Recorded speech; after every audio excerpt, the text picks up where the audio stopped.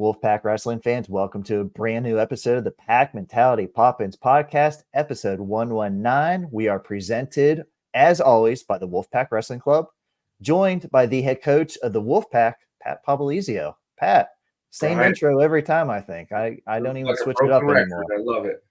But I like these Friday night duels. We're such in a routine. I hope you guys are in a routine, but even for the podcast, we're in a little bit of a routine here. It's kind of good. Yeah. I have you scheduled for a certain time on a certain day of the week, and it doesn't really change too much. Well, actually, I appreciate it. You moved the time, which is fine. I did. So a little behind the scenes curtain. I moved the time because I thought we were going to have a guest. That guest just texted me that he can't make it today. So I'm like, well, that kind of stinks. So we've never had a guest on here with me and you. It's just been me and you talking. One day. This would have been he would have called in. It would have been fabulous, but he had a very busy weekend. Might not say who he is. Don't want to ruin it, but Wolfpack Wrestling, you guys are rolling. 2 straight home duels, beat Carolina, beat Virginia, some great results. What I kind of like right now, a lot of guys getting bonus points, a lot of guys getting wins. You have to be kind of happy of where your team sits right now. Yeah, we're in a good spot. We're working week to week to continue to get better and start hitting full stride as we get close to the postseason. And I think we're getting good momentum built up for that, as you want to be wrestling your best here in the next couple weeks. And I think we're sitting there, about to happen. Has it helped you guys being in a routine? Kind of, you had the same day off, minimal travel, when you're working out, when you're wrestling a duel. Has that kind of helped this semester a little bit? I think so. I think, we get back to consistent schedule. That first semester was a lot of miles and a lot of just weeks were different. So if we had an off day on a Tuesday, you got to have one off day for sure a week. And it was jumping all over the place depending on our travel. So the last month, though, it's been real consistent. And I think sometimes your training becomes a little more focused, and it's working good for the guys right now.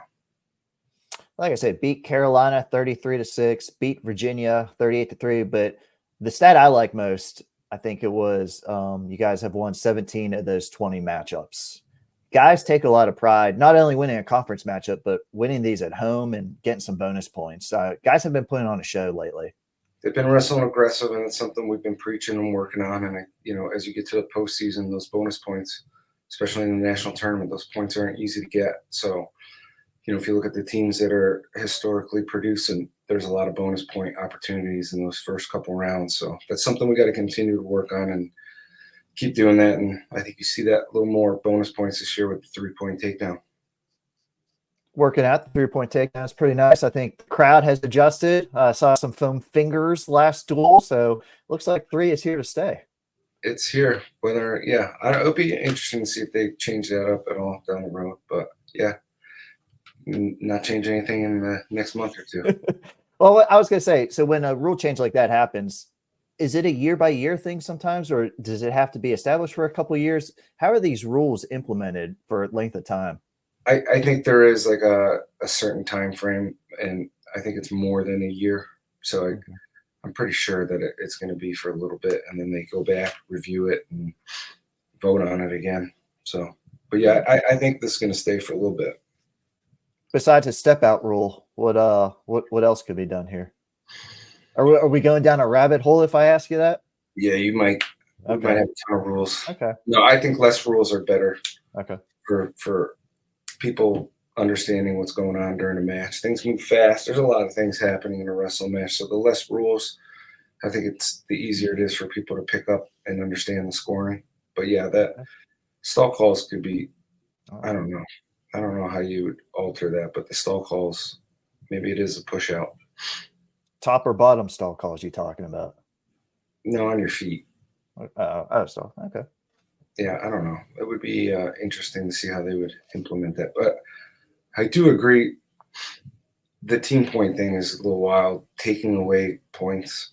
I don't know the solution to it, but I think we're the only sport that actually does take away team points. Probably. It's crazy.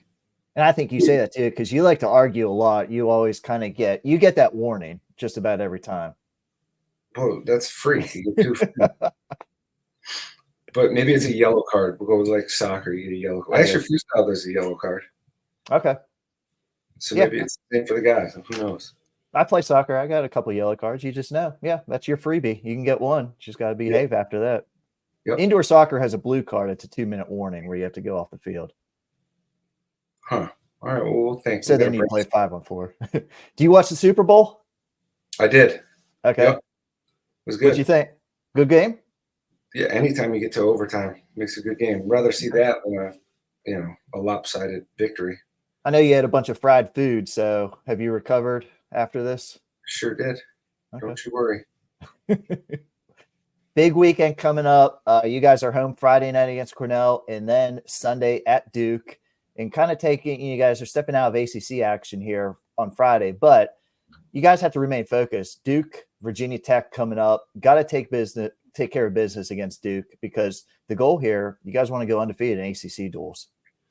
Yeah, I mean, we got a great opportunity wrestling, obviously 2 highly ranked teams, and that's what we wanted towards the end of the season to get us more ready as we hit the postseason. And having Cornell, I thought, was big because it's on a weekend, obviously back-to-back weekends wrestling the teams that we've been able to do, and then finishing strong with the 2 nationally ranked teams that, is going to bring their A game and have a lot of really good ranked matches. So this is the time of year where you got to stay focused and you got to be ready, and adding good competition obviously is going to make you do that.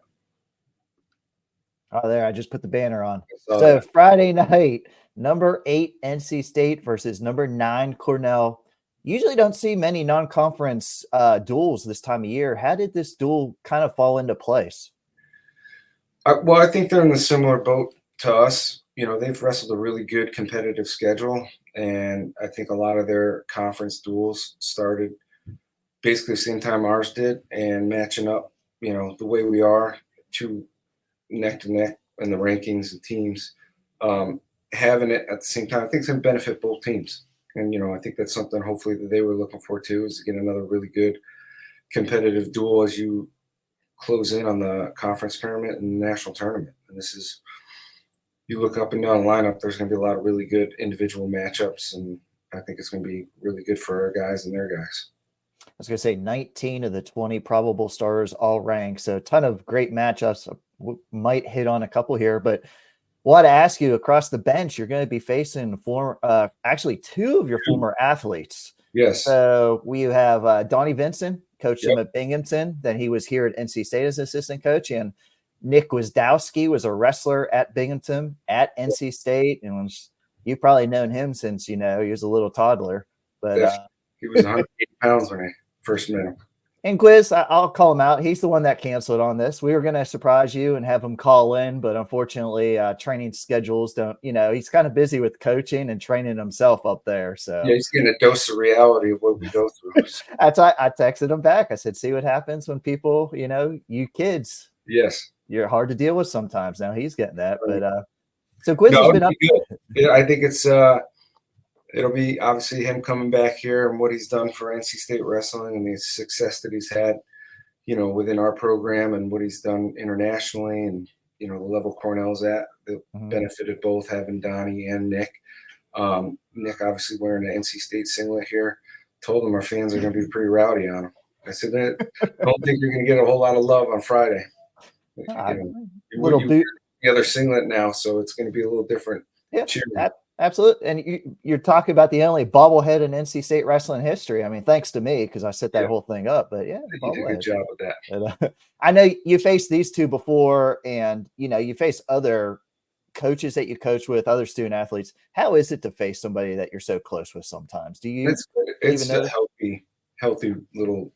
I don't, want to call it a rivalry, you can, but just I think it's good. You love seeing those guys have success, and if it's a time when we're not competing against them, you want to see them do well. Obviously Friday night, those won't be the case. We want to try to go out and win every match that we can, and I know that's the same mentality that those guys have.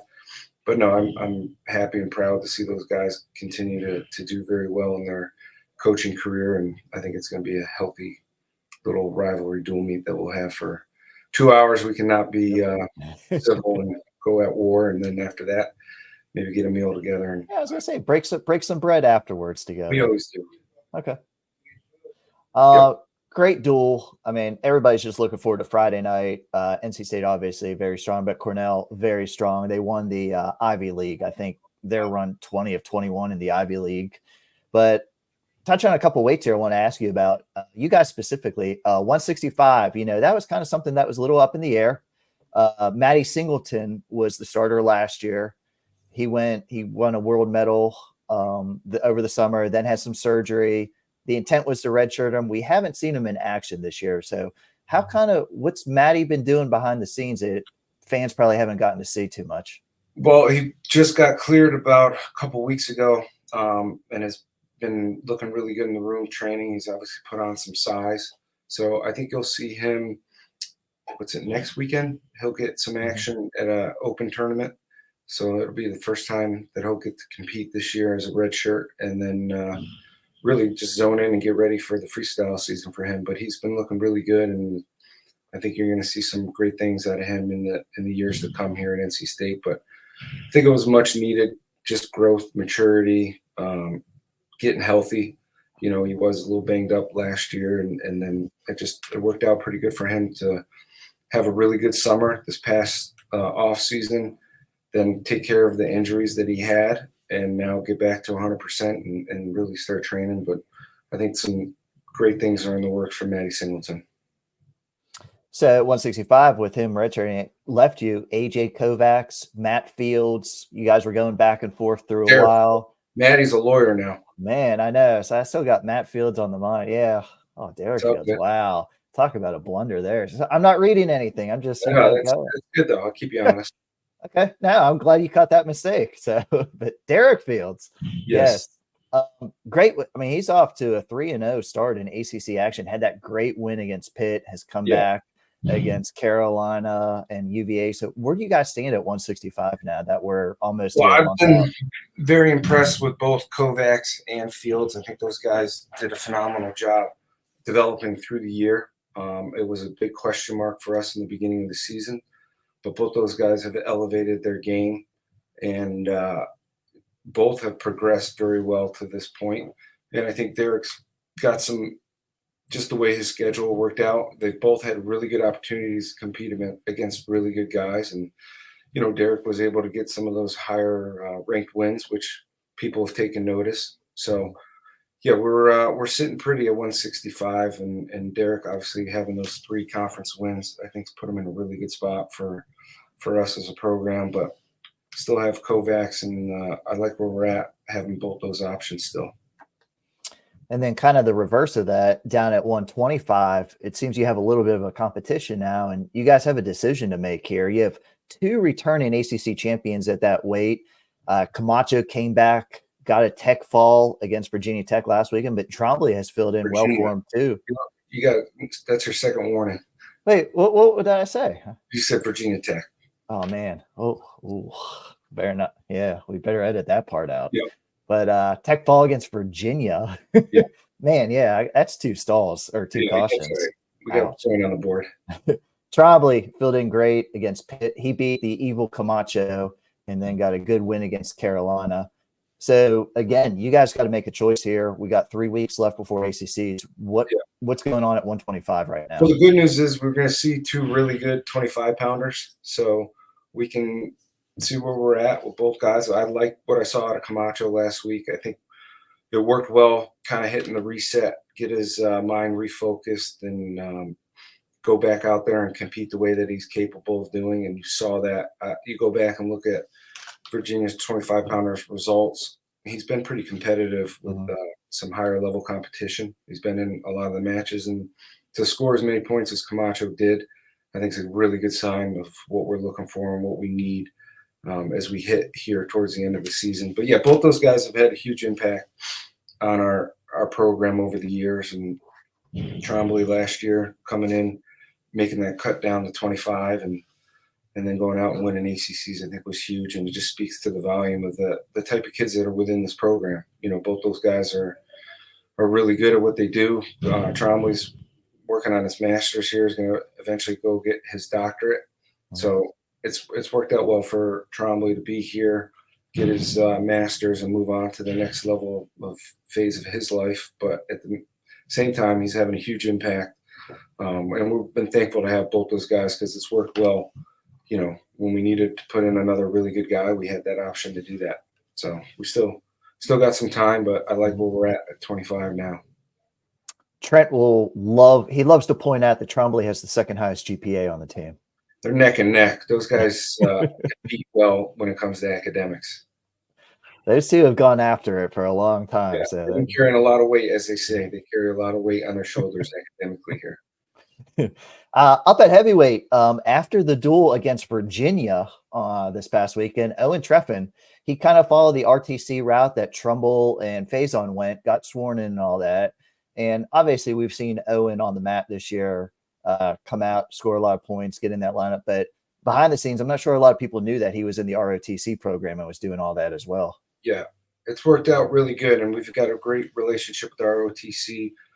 And obviously, NC State itself has got a really good military connection with that program. So it's been good. You take Faison, you take Trumbull, and you take Owen. We got really good leadership with the different skill sets that those guys have to do, and knowing, what they signed up for. Those guys have had a huge impact off the mat with us, and appreciate everything that those guys do, because you see a Friday night, them out there competing for 7 minutes, but there's a lot of extra activities that go on when you're in ROTC, and there is a big demand between the training we do, the academics, and then the commitment that they have, behind the scenes to that adds a lot of time.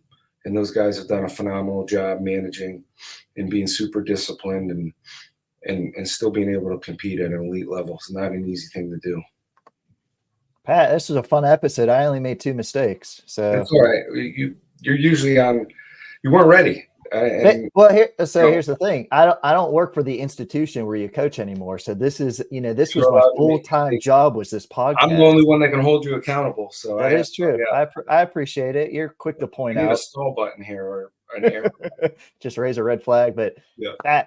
Fans are looking forward to Friday night. This is a great non-conference duel. You guys have had a bunch of them this year, but really fans are looking forward to this against Cornell on Friday night. It'll be good, and we appreciate the people that have been showing up to the matches, because it definitely has an impact. It makes a difference. The atmospheres have been unbelievable, so we just got to keep it going and then get as many Wolfpack fans as we can in there Friday to make it loud for Gwiz and obviously Donnie. Wolfpack fans, you heard them. Boo Gwiz every time you see him. We'll see if we can rattle the big man a little bit. It's always fun to get him rattled. So, but he doesn't get rattled too easily. So, Wolfpack fans, this was another episode of the Pack Mentality Poppins podcast. Appreciate you tuning in. We cover all things NC State wrestling here. Until next time, go Pack.